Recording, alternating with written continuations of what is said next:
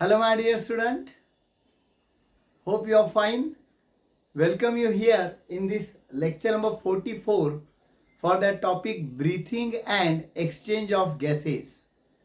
Now, we have been learning regarding the physiology or the details of the process of respiration. We have seen the first part, first stage, that is the breathing or pulmonary ventilation. That means air containing oxygen is inhaled into the lungs from atmosphere, that we call inspiration. And the air containing CO2 gas is expelled out from the lungs to the atmosphere.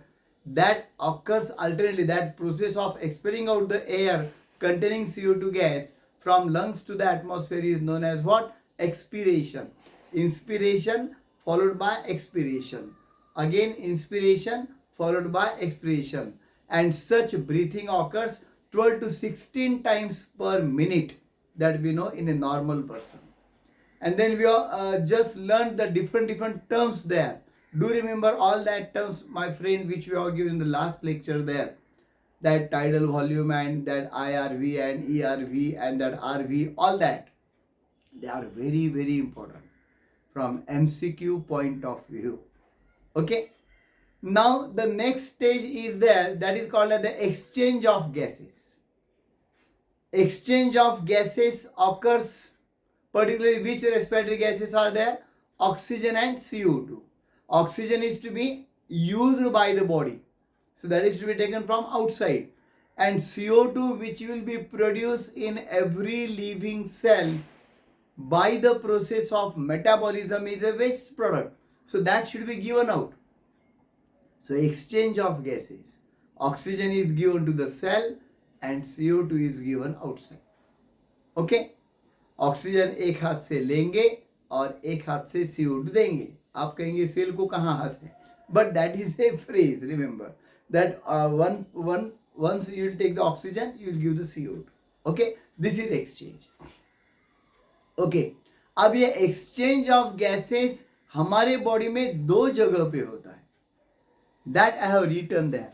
One is at the level of alveoli of the lungs. Lungs की पूरी जानकारी हमने ली है, structure हमें मालूम है अभी. That inside the lungs there are present large number of balloon like structures, they are very minute, known as the alveoli. वो पूरी सिस्टम हमको मालूम है.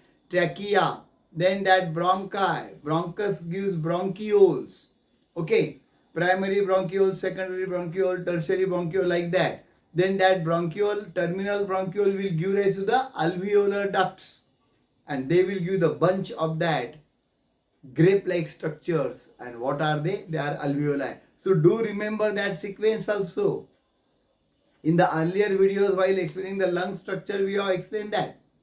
So do watch that. तो ये alveoli नाम के जो स्ट्रक्चर से माइन्यूट बलून लाइक, जिनका थिकनेस मिलीमीटर के भी अंदर आ जाएगा. Okay, that balloon-like structure, alveoli, are in very large number in our lungs. 750 millions.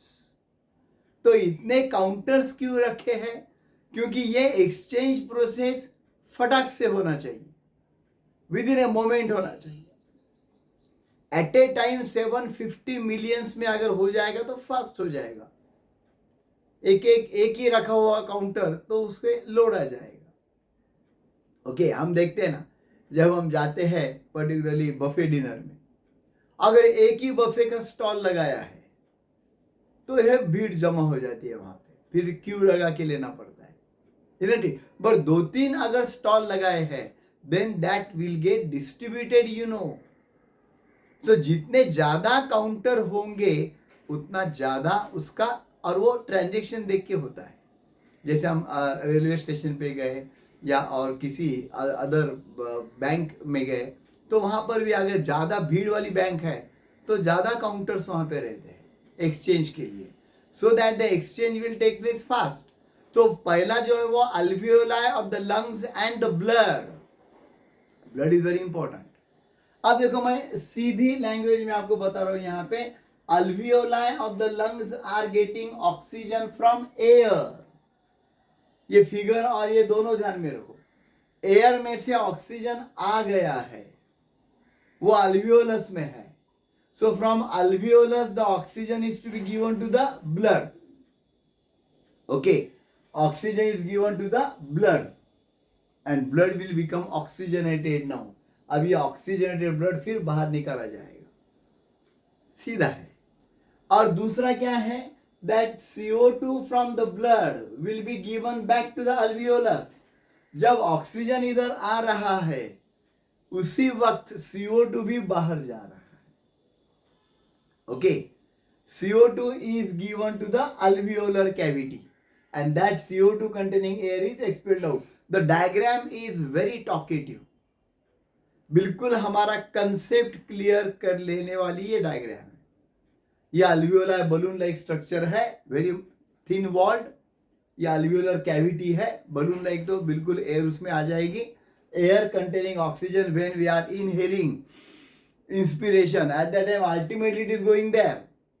From there the oxygen of that air will be passed into the blood present there in the pulmonary capillaries.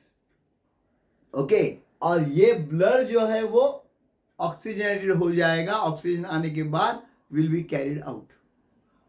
जब blood आया था तो वो deoxygenated था, that was containing CO2. Okay, so that blood is containing CO2, you know. So that CO2 from the blood has given, ये arrow भी ध्यान में रखो, has been given into the alveolar cavity and from alveolar cavity given back to the air and that air we throw out. That is called as what? Expiration. Very simple.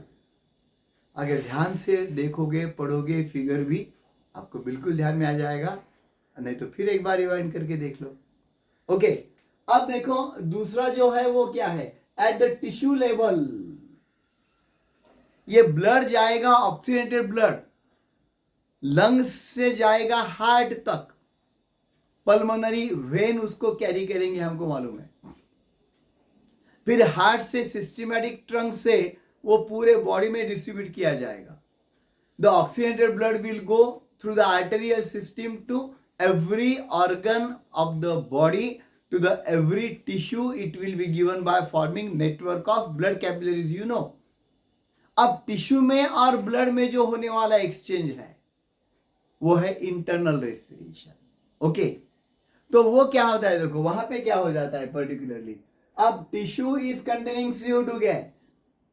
क्यों CO2 gas tissue में आ जाएगा? After metabolism I told you, जब cells में mitochondrion में food और oxygen का reaction हो जाता है, that is called the cellular respiration, oxidation of food. Then CO2 and water are form and energy is release in the form of ATP that is stored. So CO2 gas is produced at tissue level, cellular level every moment. और वो हानिकारक है, that is harmful to the body, that is waste product, that should be removed. So, सही तरीके से planning किया है. अब टिश्यू के पास जब ब्लड जाएगा ऑक्सीजन लेके, ऑक्सीजनेटेड ब्लड, तो वो क्या करेगा, इसके रिवर्स में करेगा. Now blood will give oxygen to the tissue, ये ले लो भाई, and tissue will give its CO2 to the blood, and now that oxygenated blood will become deoxygenated. And that deoxygenated blood will be again carried towards the lungs, ultimately for the gaseous exchange. और यही blood जो है CO2 जिसमें है वो जाएगा फिर एक बार अल्वियोलस में, फिर अल्वियोलस में एक्सचेंज करके आएगा. यानी blood is just acting as a transporting vehicle. ये ट्रांसपोर्टिंग व्हीकल है, बाकी कुछ भी नहीं. लेकिन ये समझने वाली चीज है कितना सही तरीके से प्लानिंग नेचर ने किया है. And all that is very, very simple to learn, my friend. Okay, so I hope you are getting it, and this is really very, very important. ये पार्ट पूरा अगर अच्छी तरह से जान लोगे तो डेफिनेटली आपको ये बात समझ में आ जाएगी. I hope you are getting it. Okay, अब ये जो एक्सचेंज होते हैं एयर में आया हुआ ऑक्सीजन लंग्स से ब्लड तक, और ब्लड ने जो कैरी किया है ऑक्सीजन वो ब्लड से टिश्यू तक, फिर टिश्यू का CO2 टिश्यू से ब्लड तक और ब्लड से फिर एयर तक अल्वियोलस में. These exchanges are based on some factors और वो फैक्टर्स एक एक करके हमें लर्न करने हैं. Okay, so that we shall learn in our next lecture. So try to learn this part very carefully, it is very important. और इसके आगे का जो लेक्चर है वो भी बहुत ही इंपॉर्टेंट है. सो डोंट मिस दैट, क्योंकि वो फैक्टर्स हमें समझने चाहिए, how that transfer is takes place. So do like and share this video to your friend circle and do watch my next video. Don't forget to subscribe my Katesar Biology and Katesar Biology Shorts channel, क्योंकि shorts channel में आपको हर रोज एक MCQ मिलने वाला है which will certainly help you in that NEET examination. Also, I would like to announce that you might have got this idea earlier. Also, I told you I am also teaching chemistry. So do subscribe to my Katesar Chemistry and Katesar Chemistry Shorts channel. All are very, very useful for your chemistry and biology preparations. That too free of cost. Okay?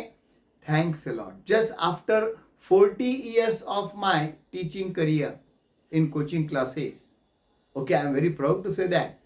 Whatever 500 students are working today in the society, that they belong to me, my classes, earlier when they were in the 11th and 12th science standard. And more than 5,000 plus engineers. Okay, so that I am very rich in that particular form of the students' love and affection. तो अब 40 साल होने के बाद मैं सोच रहा हूँ पर्टिकुलरली रूरल एरिया के जो स्टूडेंट्स हैं उन्हें कुछ मैं मुफ्त में अगर दे सकता हूँ. यूट्यूब का मैं बहुत आभारी हूँ, that because of the YouTube only this has been made possible. तो मैं हर रोज एक एक लेक्चर 12 मिनट का 10 मिनट का वीडियो पे डालता हूँ, वीडियो बनाकर. तो ज़रूर आप देखिए, मुफ्त में देखिए, पर उसको सब्सक्राइब करना मत भूलिए. And don't forget to share to your friends also, ask them also. Thanks a lot.